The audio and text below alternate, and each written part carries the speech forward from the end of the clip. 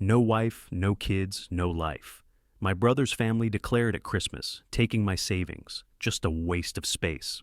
They all nodded, I smiled and left. 3 days later, my voicemail was full of their desperate pleas. I never thought I'd be posting here, but after what happened at our family Christmas gathering, I need to get this off my chest. Fair warning. This might be long, but I'm still processing everything. You know that moment when you walk into a room and everyone suddenly goes quiet? That's how my Christmas morning started. I arrived at my mom's house around 10 a.m., exactly when she asked me to come, only to find everyone else had already been there for hours. The tree was surrounded by open presents, breakfast dishes were being cleared, and my brother Andrew's son Christian was already deep into playing with his new games. The first red flag should have been how they didn't wait, even though Mom specifically told me 10 a.m. This was our first Christmas without Dad, who passed away in October, and everything felt off-kilter. Mom hugged me tightly, but there was something strained in her smile. My sister-in-law Gabriella barely looked up from her phone, just muttering, "Oh, you made it," as if I were a distant acquaintance who'd crashed their intimate gathering. I set my gifts down by the tree, trying to ignore the awkwardness. Christian, bless him, genuinely seemed happy to see me, jumping up to show off his new gaming setup. That kid has always been a bright spot at family gatherings.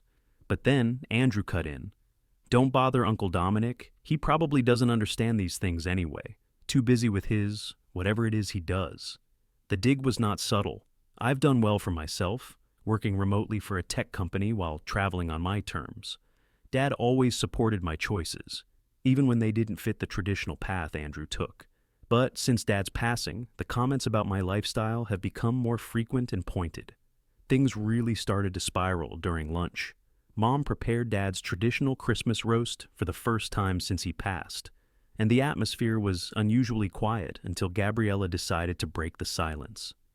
"So, Dominic, any special someone in your life yet? You know, at your age, you really should be thinking about settling down. Christian needs cousins his age." Before I could respond, Andrew jumped in. "Oh, he's too busy living the bachelor life. No wife, no kids, no real life, right?" He laughed, but there was an edge to it. The way everyone at the table either nodded or looked away made it clear this wasn't the first time they'd discussed my life choices. I kept my cool and focused on my food. My life is quite full, actually. I'm happy with my choices. "Full of what?" Gabriella pressed, putting down her fork.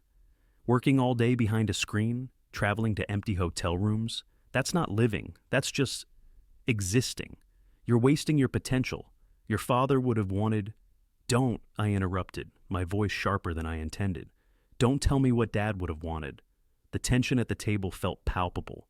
Mom tried to change the subject, asking about New Year's plans, but Andrew wasn't finished. "You know what? No, we need to talk about this. The will reading is next week, and we need to be realistic here." He leaned forward, lowering his voice as if sharing some profound wisdom. "You've got all this money saved up, no responsibilities, while we're trying to give Christian the best life possible. It's not fair." That's when I noticed Mom's expression, guilt. She wouldn't meet my gaze. "What do you mean we need to be realistic?" I asked, though I was starting to piece it all together. Gabriella jumped in with a sickly sweet tone. "We've had some expenses. Christian's private school, the house renovations Dad promised to help with before he. We had to borrow against what we knew was coming from the will." My stomach dropped. Borrow? From where? The silence that followed was deafening. Finally, Mom spoke up, her voice barely a whisper. "Your portion, honey. They needed it. You have so much saved already, and they have a family to think about." I felt like I'd been punched in the gut. "You took money from my inheritance without asking me?" "Borrowed," Andrew corrected, as if that made it any better. "And honestly, what were you going to do with it anyway? You're just a waste of space in this family. No real connections, no one depending on you. Just floating through life while the rest of us deal with real responsibilities." Everyone nodded in agreement, even Mom, though she looked pained doing it. The only one who appeared uncomfortable was Christian, who had stopped eating and was staring at his plate. I stood up slowly, my chair scraping against the floor. The room went quiet again, everyone probably expecting an explosion. Instead, I smiled. "Thank you for lunch, Mom. I need to go." Oh, don't be dramatic, Gabriella started, but I was already walking out. Behind me, I could hear Andrew saying something about me always running away from confrontation. I drove home in a daze. By the time I reached my apartment, my phone was already lighting up with messages, mostly from Mom, saying we needed to talk things through as a family, and one from Andrew telling me to man up and face reality. I haven't responded to any of them yet. Instead, I called Dad's lawyer and left a message. Tomorrow morning, I'm going to find out exactly what they've done with my inheritance and what they mean by borrowing. The worst part? I keep replaying Dad's last conversation with me, just a week before he passed. He made me promise to take care of the family, but also to stand my ground. At the time, I thought he was just rambling from the medication. Now I'm wondering if he knew something like this would happen. I don't know what I'm going to do yet, but I know I can't let this stand.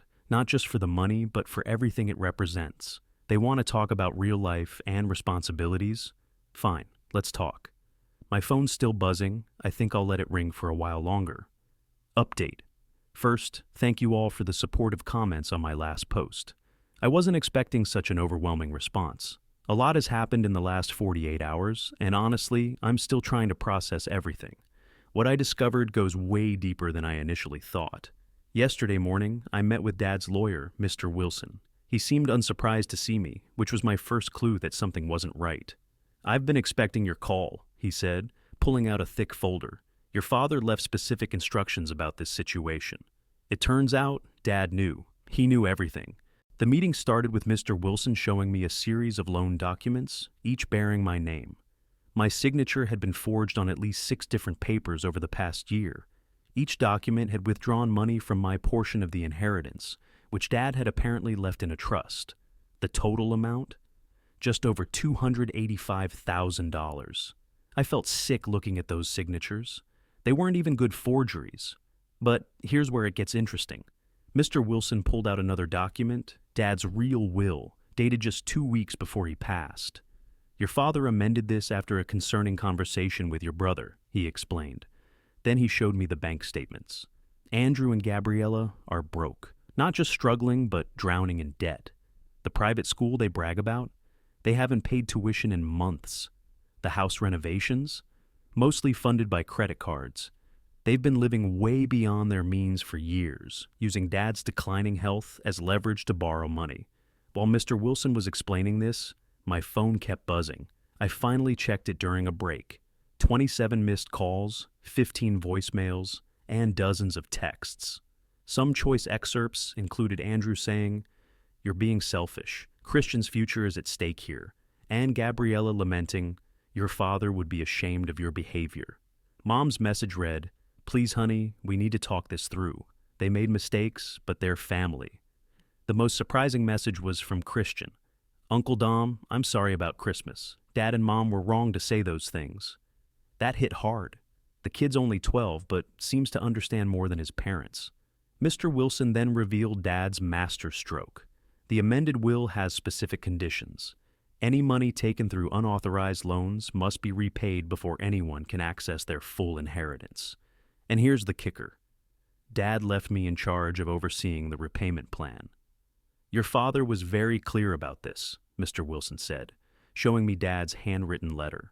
He wrote, "Dominic understands the value of money and responsibility better than anyone gives him credit for.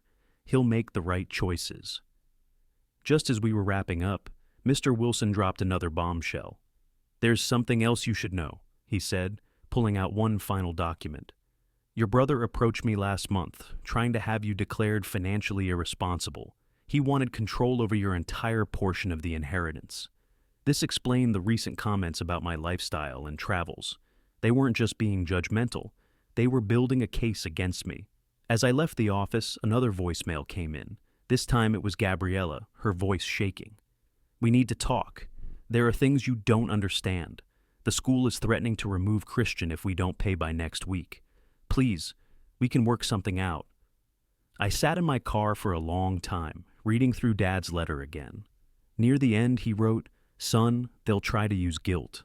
They'll call you selfish. Remember, real responsibility isn't about giving in to demands. It's about making tough choices for the right reasons." The next paragraph caught me off guard. "Check the garage at the old house. bottom shelf, behind the paint cans. I left something there you'll need. I drove to Dad's house. Well, Mom's house now. No one was home, which was a relief. The garage was exactly as Dad left it, his tools still arranged with military precision. Behind the paint cans, I discovered a small fireproof safe. The combination was my birthday. Inside was another letter, several USB drives, and a detailed ledger of every loan Andrew had taken over the years. Not just from my inheritance, but from Dad too. The amounts were staggering. The letter began with, "If you're reading this, they finally pushed too far. Here's everything you need to protect yourself and help them learn." My phone buzzed again, a text from Mom. "They're coming over tomorrow morning. Please come. We need to sort this as a family." I looked at the contents of the safe spread out on my desk, then at Dad's letter. The final line read, "Sometimes love means standing firm. You're stronger than they think you are. Tomorrow's meeting should be interesting. I've made copies of everything and sent them to Mr. Wilson for safekeeping. I'm done being the family pushover, but I'm also not out for revenge. Dad trusted me to handle this right, and that's what I'm going to do."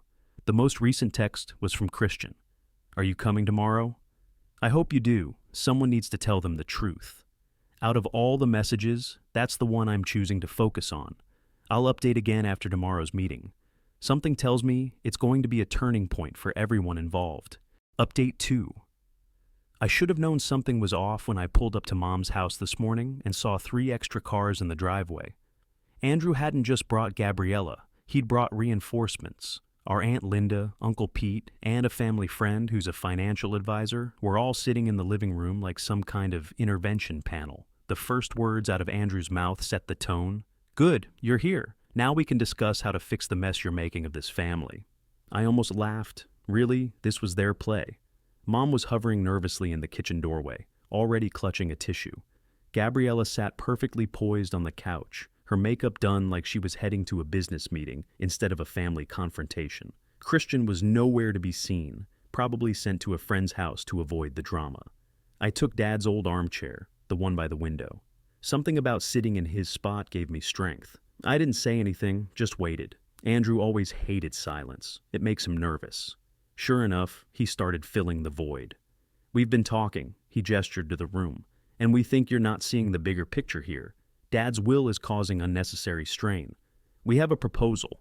Their financial advisor friend pulled out some papers. That's when I noticed the logo. It was from the same firm that manages the mortgage on Mom's house. Interesting. The proposal was exactly what you'd expect. They wanted to restructure the inheritance. Basically, they'd get immediate access to their full portion, plus temporary control of my share to help manage family assets more efficiently. In return, they'd set up a repayment plan for the loans, starting in 5 years. I let them finish their pitch, then pulled out Dad's ledger. "Before we go further," I said, "let's talk about the Mountain View property." The room went dead quiet. Aunt Linda suddenly found her coffee very interesting. For those asking in the comments, Mountain View was Dad's rental property. 3 units, fully paid off, steady income. He left it to Mom in the will. At least that's what everyone thought. "The Mountain View property isn't relevant here," Andrew said quickly. Too quickly. I opened the ledger to a marked page. "Really? Because according to this, you took out a second mortgage on it 8 months ago, using Mom's power of attorney while Dad was in the hospital. Did you tell her about that, Andrew?" Mom's tissue fell to the floor. "What is he talking about?" "It was temporary," Gabriella jumped in. "We needed capital for an investment opportunity. It's all under control." "Under control?" I turned to their financial advisor friend. "Is that why the property is in pre-foreclosure?" That's when Mom started crying. Not quiet tears, but deep, harsh sobs that made everyone flinch. "My units. Brooks and I bought those when we first got married. Our retirement plan." Andrew shot me a look of pure hatred. "You had no right to go digging into private family matters." Private, like forging my signature on loans? Or like the 3 credit cards you opened in Mom's name? More silence. The financial advisor began gathering his papers. "That's different." Andrew's voice held an edge of desperation now. "We were protecting the family's interests. You've never understood what that means. You just travel around, no responsibilities, while we lost $500,000 in online trading," I cut in. "Borrowed against every asset you could find. Maxed out Christian's college fund. Gabriella stood up suddenly. You sanctimonious little... You think you're so perfect? At least we're trying to build something. What do you have? Empty apartments in different cities? Photos of places nobody cares about. I have no debt, I said quietly, and I have Dad's trust. That's when a small voice came from the stairs. Is it true about my college fund? Everyone turned. Christian sat on the middle step, clutching his phone. He must have been listening the whole time. Honey, go to your room, Gabriella started, but Christian cut her off. I recorded everything, he said, his voice shaking. From the start. Uncle Dom wasn't lying about them stealing, was he? The next few minutes erupted into chaos. Gabriella crying, Andrew yelling, Mom still sobbing about Mountain View. Aunt Linda and Uncle Pete slipped out during the confusion. The financial advisor handed me his card before leaving, revealing that he'd been trying to warn the family about Andrew's schemes for months. Christian came and sat next to me amidst it all, quietly taking the armrest of Dad's chair. It was such a small gesture, but it felt massive. Finally, when everyone had shouted themselves hoarse, I pulled out the last document, Dad's amended will with the repayment conditions. Here's what's going to happen, I said. Mountain View goes into immediate trust management to stop the foreclosure. All credit cards in Mom's name are canceled. Christian's remaining college fund is frozen in a new account that only he can access at 18. And you too. I looked at Andrew and Gabriella. Start mandatory financial counseling next week. Or what? Andrew spat. Or I take this folder of forged documents to the police. More silence. Mom finally spoke up, her voice rough from crying. The units, can they be saved? Yes, I assured her. Dad left enough in the estate to cover it, but Andrew and Gabriella have to agree to the terms. All of them. I passed out copies of the repayment plan. As they read, my phone buzzed. A text from Mr. Wilson read, Your father would be proud. Meeting tomorrow to finalize everything. Before anyone could argue further, Christian spoke up again. Dad, just sign it, please. I don't want to have to show everyone at school what you really did. Andrew's face went pale. The recording, his own son. Gabriella signed first, and Andrew followed, his hand shaking with either rage or shame, probably both. As I drove home, the messages started flooding in. Threats from Andrew, tearful apologies from Mom, and a long text from Christian asking if he could come stay with me for a few days until things calmed down. Tomorrow, we meet with Mr. Wilson to make everything official. But something tells me this isn't over. Andrew's too proud, Gabriella is too desperate, and there are 20 years of family dynamics to untangle. At least now everyone knows the truth, even if they didn't want to hear it. Final update. It's been 2 weeks since my last update, and I've been waiting to post this until everything was finalized. What happened wasn't just a resolution. It was a complete dismantling of my brother's carefully constructed facade. Some might call it karma. I call it justice. The morning after our family meeting, Andrew made his fatal mistake. He tried to empty Mom's accounts. All of them. What he didn't know was that I'd already frozen everything the night before. His attempted theft triggered exactly what I'd hoped for. An automatic fraud alert and an immediate investigation. Here's where Dad's foresight really shines. Those USB drives he left in the garage safe contained years of recorded conversations. Dad had been documenting everything. Every loan request, every lie, every manipulation. The last recording was from his hospital bed, with Andrew desperately trying to get him to sign over, power of attorney, while heavily medicated. Mr. Wilson helped me execute the plan perfectly. First, we submitted all evidence of the forged signatures to the relevant authorities. Then, we exposed the credit card fraud. The look on Andrew's face when the investigators showed up at his office was apparently priceless. One of his colleagues even emailed me the security footage. Gabriella tried damage control, calling everyone in their social circle with tales of how I was destroying the family. But remember that financial advisor from our last meeting? It turns out he'd been keeping his own records of their schemes. When he presented evidence that they'd been running a small investment scam in their social circle, their friends turned on them faster than sharks smelling blood. The school situation resolved itself in the most ironic way possible. Christian, my brave nephew, had forwarded all his recordings to the school board. Not only did they grant him emergency financial aid, but they also opened an investigation into the donations Andrew and Gabriella had been claiming on their taxes. Spoiler alert, Those donations never existed. Mom finally got to see their true colors when Andrew, in desperation, tried to pin everything on her. He claimed she had authorized all the loans and credit cards. That's when I played my trump card, Dad's final video message, recorded a week before he passed, detailing exactly how Andrew had manipulated and stolen from both our parents for years. The Mountain View property, saved and restructured. Mom's retirement, secured. Christian's college fund, safe. Not only was everything recovered, but it tripled, thanks to Dad's secret investment account that Andrew never knew about. The best part? It had been earmarked specifically for Christian since he was born. But the real satisfaction came from an unexpected source. Remember Aunt Linda, who sat silently during our family meeting?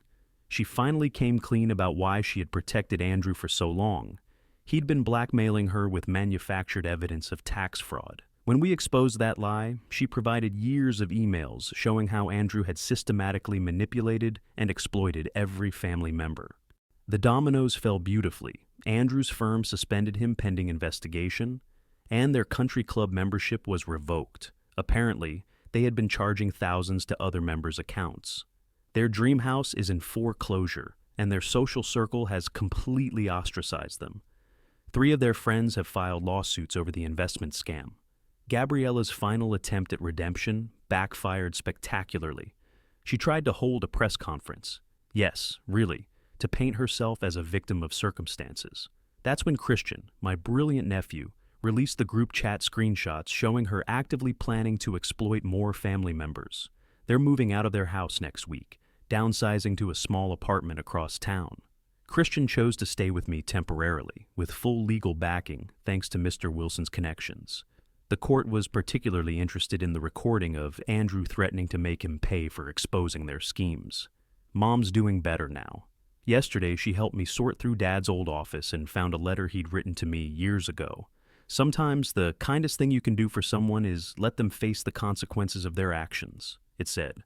Rock bottom has a way of building foundations for better things. The family dynamics have shifted permanently. Most relatives have cut ties with Andrew and Gabriella. Those who haven't are keeping their distance.